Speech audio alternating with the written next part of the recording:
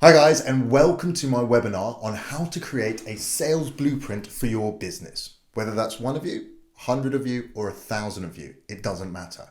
We're going to cover the basics and what you need to do to get ready to go big. So it's divided into 3 sections. The first section is the introduction. We ask, what is a sales process and what do most people get wrong?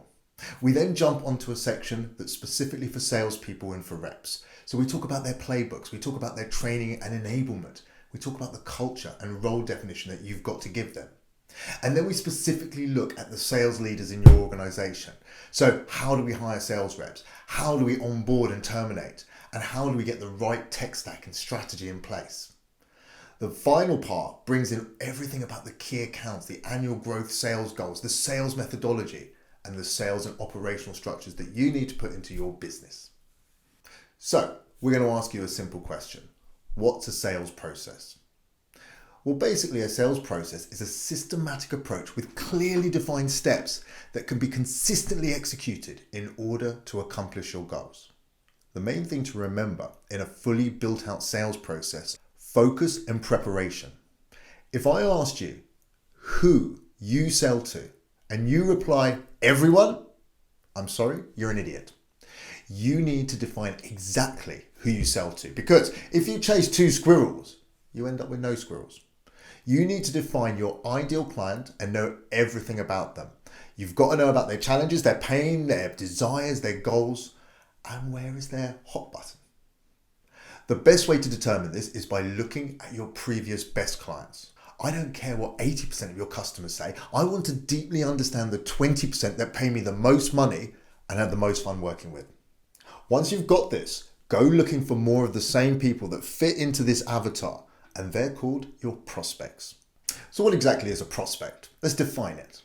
Well, having potential clients is the first ingredient to closing a deal.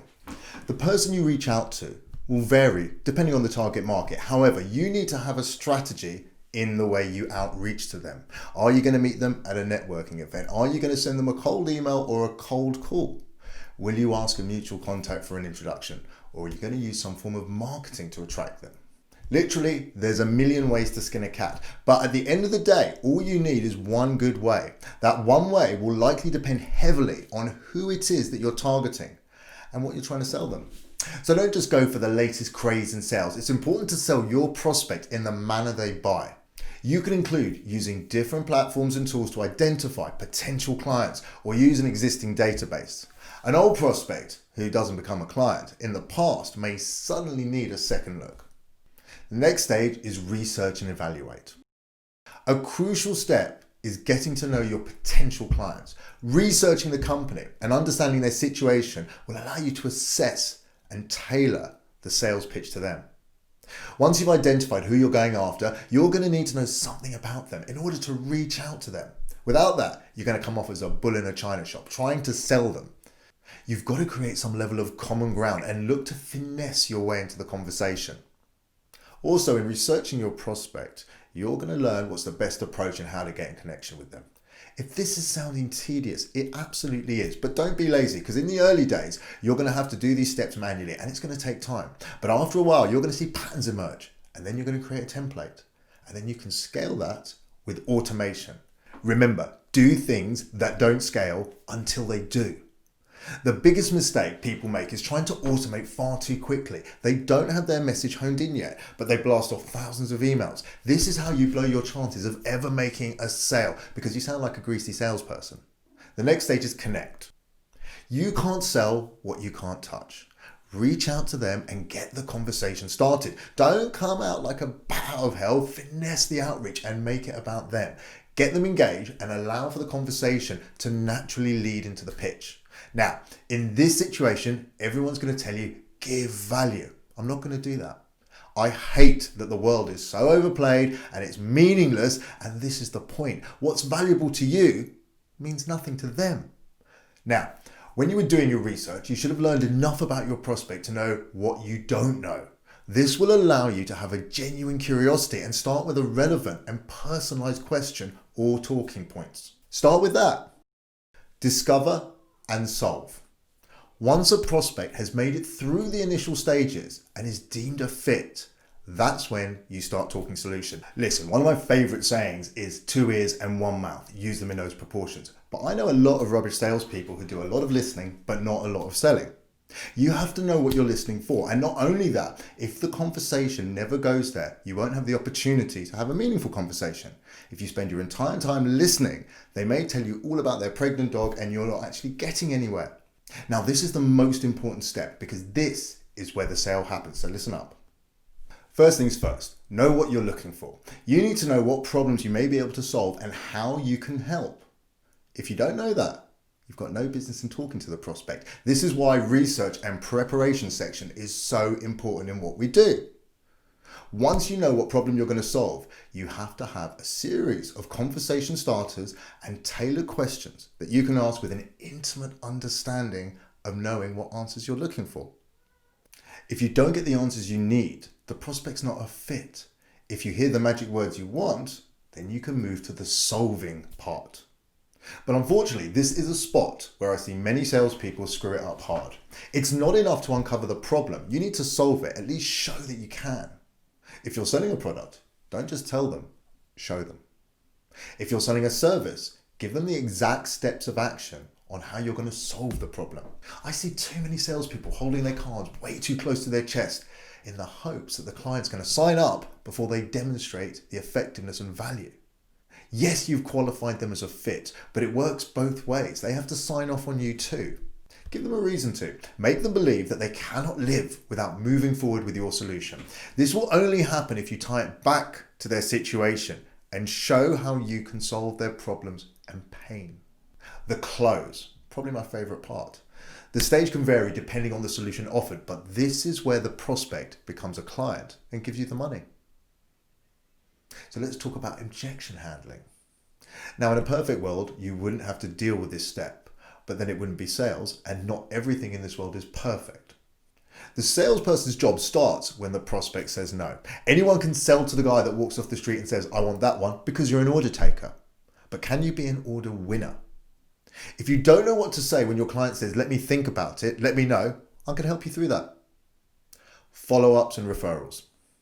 It's very important to ensure clients are happy with the outcome of the sale, as happy clients will be able to provide referrals to add to the pipeline. It's important to note that although these are the basic steps in a sales process, the process should be tailored to best suit the needs of your business and the clientele. So if you've got a solid process, you're going to be able to get a result in the outcome that you can predict, steps that can be repeated and tangible results that can be realized. Now let's talk about what most people get wrong. Here's 2 of the most common mistakes with the sales process. Number 1, most of it is left for interpretation. Anywhere someone can screw up, assume they're going to and guard yourself against it. Everyone's fear with creating something as important as a sales process is that the prospecting aspect will come off too rigid or scripted to the client. So I encourage salespeople to personalize their pitch to themselves. The only way someone can personalize something is if they have the experience of it. When it comes to creating a sales process, see if you can copy your best salesperson. If you let inexperienced salespeople create your sales process, then your sales process will not be the most efficient. This is where we believe that it's important to give your sales team everything. Let them learn with the guardrails on. Then once they have the experience in doing the right way, then they can personalize it for themselves. Number 2, it's not customized for you. It is absolutely imperative to create a bespoke sales system geared towards the client's needs. Don't try to use a template or inject a process used by anyone else. Buyers see a lot nowadays and are easily turned off by generic pitches. A generic approach to any of the sales stages can ruin your sale and your brand. A customer process won't only differentiate you from the competition, but it will show you as a true expert. The client will internalize the expertise and be most likely to purchase from you. So now let's talk about the playbook. Building your playbook can be a hugely daunting task, but one that needs to be done to ensure cohesiveness, congruence across the sales teams. Schedule.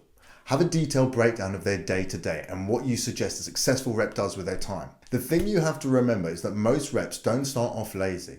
They just don't fully understand what they can and should do. If you leave them to their own devices, they won't be able to accomplish much. It's the truth. But if you guide them and build great habits from the beginning, then they're going to be able to carry out that work ethic with them throughout their career. This is the foundation of the responsibility of the sales leadership. Let's talk about your ideal client profile. It's important to identify your ideal client and specify their characteristics. The more detailed you are in identifying your ideal client, the better your sales team will be to prospect and weed out clients who aren't a good fit. This is going to increase your efficiency massively. So if you get it right, it works. Without a client profile in place, your sales team will waste time chasing useless leads.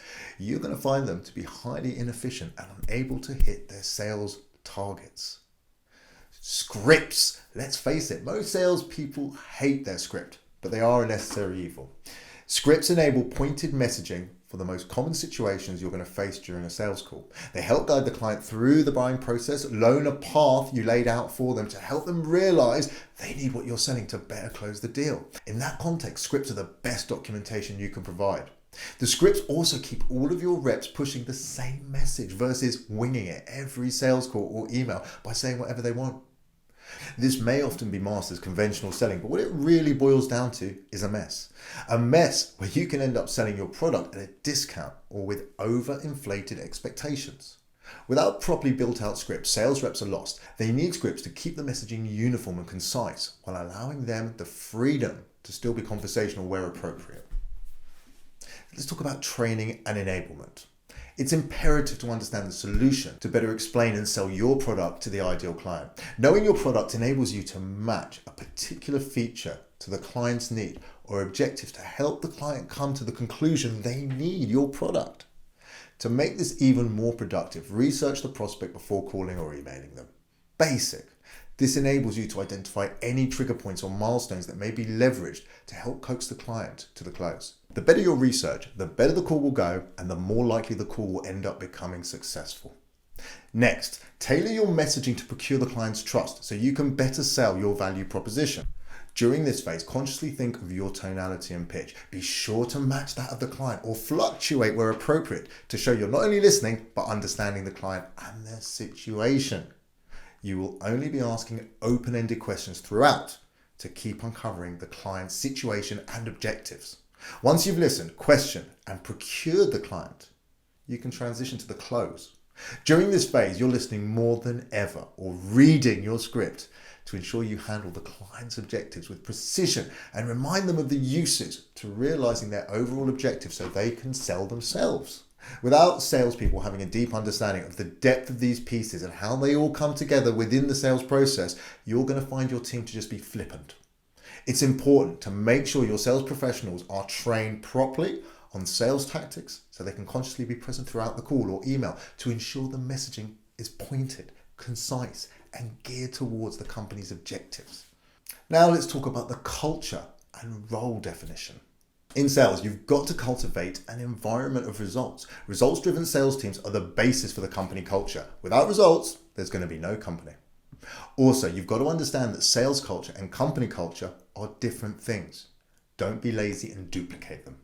Speak to the team about the results that need to be achieved and ensure that they're confident in their ability to achieve them.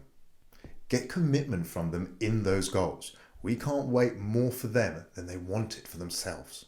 Determine the potential roadblocks that's going to prevent them from achieving the goal and having a plan of action on how to cross those hurdles when met with the known challenges. Understand their motivation for achieving their goal. Again, like previously discussed, we need commitment, and the best way to gain commitment is to understand the bigger picture and how the achievement of the goal will help move them in the right direction, the way they want to go. Not only do we need to have a plan of attack against potential hurdles, we need to fully understand how we can plan to deal with falling short of the goal, but also what checkpoints we will have in place and the adjustments we're going to need to make at each checkpoint if we're not on track. You need to create a common understanding of what the core metrics for your sales team are, because they will eventually drive every conversation you have throughout the business. This needs to be a goal-setting activity in your weekly meetings. Poor metrics pose a huge hindrance to accountability because people don't have the same understanding or interpretation of the results as you do. Everyone needs to have a clear understanding of what those metrics are and how they can individually influence them. This is going to enable you to guide your team members and improve their performance. You can help them create the career path they want and help their own sales flow accountability which suits both of you. Share team goals with a personal focus. You really need to create a shared goal for the business and then turn that into something that has a personal focus for the people within your team. This concept isn't just about helping your team to be more productive or have a more enjoyable work experience. It's also something that can drive you. If you're motivating people towards a common goal of helping others and contributing to the why of the organization, it creates a certain sense of fulfillment in your work life. Now that is your pathway to a high performance culture and a great team of salespeople. The last thing you need to do to create a high performing sales team is to have fun together. The best performing teams really like each other. You'll find that when you do hit tough times, it's much easier to handle when you're enjoying having your team members around you. If your sales professionals don't have a path that they see for themselves, they're going to leave. You need to ensure you've got the right succession plan set up. Don't promote your best salesperson to a manager. When would someone pull out their best player off the court? That makes no sense. You need your top performers selling. Multiply their efforts through others. Let's talk now about how to hire sales reps. People are the key to success in business. Making sales goals and increasing our revenue is only possible if we cultivate the best sales team. Hiring and firing, retaining great people is no small feat. It's one of the most difficult challenges for businesses and sales organizations alike. Sales organizations with a strong hiring process and talent identification approach have a huge advantage over those that don't. Hiring the right people requires diligence and a clear vision and a concise process. Without keeping these points top of mind, the process can be daunting. Therefore, the wrong people are going to be selected. However, there's a couple of key attributes one must possess in order to be cultivated for a salesperson. Coachability. If a sales professional is not coachable, then they will not be an asset to you or your organization. This is someone unwilling to learn and therefore will become a liability. Empathy. A salesperson without empathy will be ineffective in their pitch. A salesperson needs to understand the points of conversation, allowing them to pick up on the tone and react accordingly. When it comes to bringing in the right professional for the job, it's imperative to take your time looking for the right professional exactly for that role. Note, there are no positive outcomes from someone who labels themselves as a perfectionist. These individuals are unaware of their flaws or overcompensating for their incompetence. Onboarding and termination. Salespeople are not born. They're trained and groomed for a given position. The first 30 to 90 days are when the people are at their best behavior and they're developing their habits. It's imperative to coach, mentor, and train appropriately so that the initial days are spent cultivating the proper behavior. This can't be ad hoc. It must be completely processed and trained, not only the product, but as well as the entire sales process, making sure to take time to explain the strategy and the tactics of why you do what you do. When onboarding, it's important to take your time and ensure you make the communication clear and concise so there's no grey areas in employee expectations and their role within the organization. Once you've onboarded the ideal teammate for you, it's time to communicate an environment of need. Without a committed executive leadership team, developing and maintaining any concerted employee engagement initiative will prove difficult. If a leader acts like the job is hard, the salespeople will act like it's hard. If the leader acts like the product is nice to have, so will the salespeople. Moreover, the manager should convey the product is easy to sell. Everyone wants it and everyone can afford it. This messaging will empower the sales team to sell harder because they know the product is tailored to a market ready, willing, and able to buy. Termination is a process in which you don't want to drag your feet. Once you've identified an employee as incompetent or unable to rise to the occasion, terminate them immediately to minimize their harm to the duties of the position, the company, the culture, and organizational objectives which you are responsible for. These individuals are dangerous and not worth your time. And now let's talk about the tech stack. Automate your repetitive tasks and anything else as much as you can in order to free up the load on your employees so they can optimize their time and efficiency. The best way to start is to invest in a good CRM or customer relationship management. A CRM manages the process of tracking and analyzing all of the interactions you have with your clients and prospects. A CRM is a tool that centralizes, simplifies, secures, and scales customer engagement, or at least that's the job it should be doing. The beauty is that most of the top automated systems communicate with each other. As your business grows and you embrace technology, your employees' time will be used far more efficiently this way. But there's more than just CRMs you can look at. Visual marketing automated system and customer journey software, a document automation software enabling built-in electronic signature and document builder functionalities. Those are all simple things now. A system that creates forms and online surveys, an email cadence tool, or even a data gathering tool. All really useful tools if you're going to take technology and maximize its effect in your business. Strategy. A proper strategy is essential for targeting and identifying your ideal client and going where the money is for your business. So who is our ideal client? Find great prospects and disqualify poor prospects quickly. What would be the red flags and deal breakers? Identify signals or signs that would prevent us from working with a prospect early in the deal cycle, budget, history, recent investments. This is the start of evaluating which clients are ideal to push through the pipeline. The big questions you must ask yourself after answering each of the above is the how questions. How are you going to execute all this? This is how you create your strategy. Your strategy must be client-centric, sell to people how they buy and where they buy. It's not about you and how and where you want to sell. Key accounts. Once you've built out your strategy and have identified your ideal client, you can start to plan out how to target and acquire your key accounts. They're your big fishes and your bread and butter clients that you'll need to sustain for the long haul. However, key accounts act differently from traditional ones. Where your typical client cares about the transaction, your key account wants a business partner. They don't just want a supplier, they want someone who understands their business well enough to add value to it and help it grow. Because of this, the traditional vendor-buyer relationship is not going to work. Key account clients don't just expect a more personal, strategic approach. They expect more of everything. They want more service, they want more ideas, they want more understanding, they want more results for you and for themselves. Developing the insights to offer these benefits can take months or even years. Let's talk about annual growth goals. To achieve your annual goals, you've got to know how many reps you're going to add, if any at all, what they're going to cost, and what you and them will gain. How long will it take them to ramp up? You have to have revenue goals and a clear plan for how you're going to accomplish them. Setting your plan can be an awfully daunting task. You've got to ask yourself, if you set a proper plan, and if you have, are you following it? The first step is to understand all the actions that need to be taken in order to hit the sales goal. Sit and think about how you're going to get there. Secondly, consider what you're going to do to assist your team to help them drive the results to hit the desired targets. Your specific action steps are unlikely to be the same for every salesperson on your team, so you must tailor the message to each team member to help them reach their pinnacle. This will subsequently help build the company culture. No one likes to think about failure, but don't skip this step because it's absolutely vital. Part of planning your annual sales goal isn't just planning to meet it, it's also knowing precisely what you'll do if you don't hit quota. Failing to hit a monthly sales goal once or twice doesn't mean the annual sales goal has to be abandoned. You will, however, need to know how you're going to adjust your plan to meet that annual target. Make a list of all the problems your team could experience and consider how you'll handle them during coaching sessions. If your most successful rep quits, how will you adjust goals for your team? If a competitor changes their price, will it impact your strategy?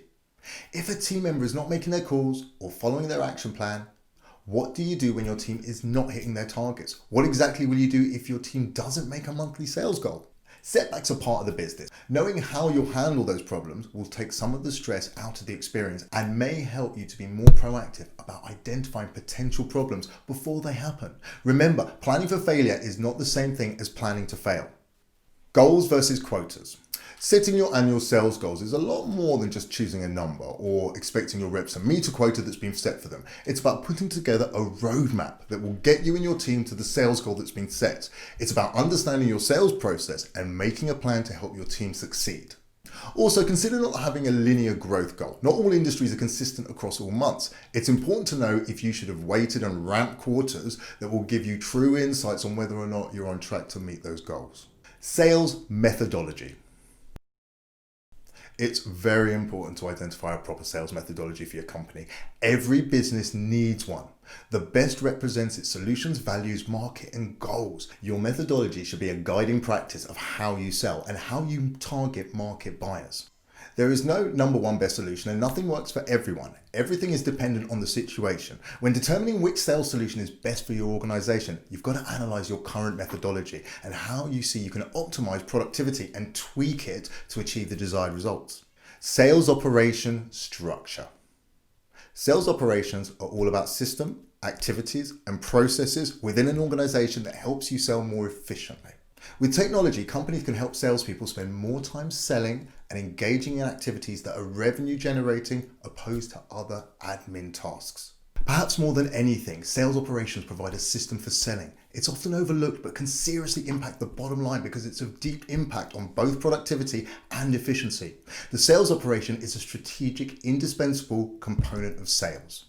Guys, that's the end of my webinar. I hope you really enjoyed it. If anyone's got any questions on anything, please feel free to get in touch. You can click the link at the bottom of this webinar if you do want to speak to me. If you want more training material, jump straight back into all my training material, which is available on my website, www.nashcohen.co.uk. Have an awesome day, and I hope 2020 is massive for you. Let's do it.